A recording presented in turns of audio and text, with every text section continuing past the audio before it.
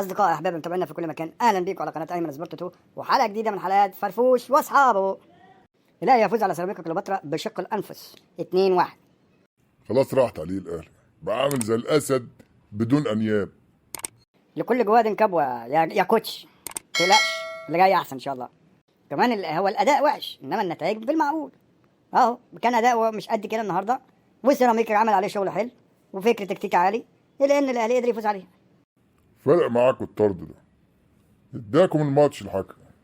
يا كوتش أخطاء اللعيبة كتيرة وخدوا الفرقتين خدوا انذارات كتيرة، فكان وارد الطرد يحصل في أي وقت. إيه اللي جرى يعني؟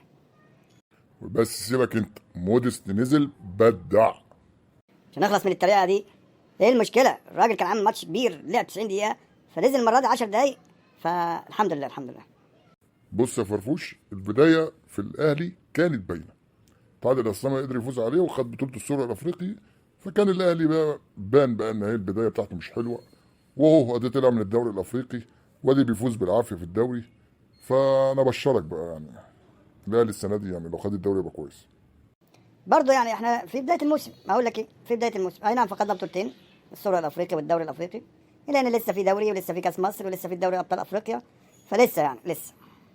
اقعد انت بس يا كوتش كده في حته ناشفه. انتوا كده يا اهلاويه ما تحبوش الحقيقه ابدا يعني. على العموم الايام بيننا. لا بس بصراحه احيي ايمن الرمادي مدرب سيراميكا كليوباترا على الاداء والتكتيك العالي بتاعه ده.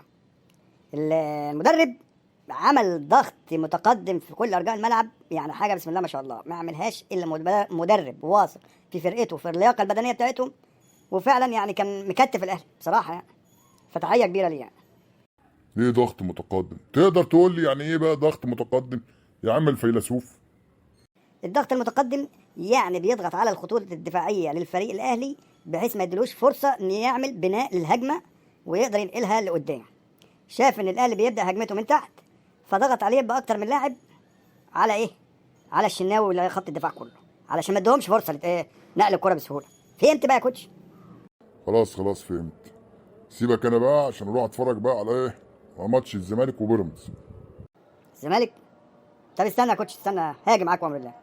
اصدقائي احبابي متابعينا في كل مكان، يا رب نكون وفقنا، يا رب نكون اسعدناكم. ما تنسوناش باللايك والاشتراك في القناه، ويلا سلام.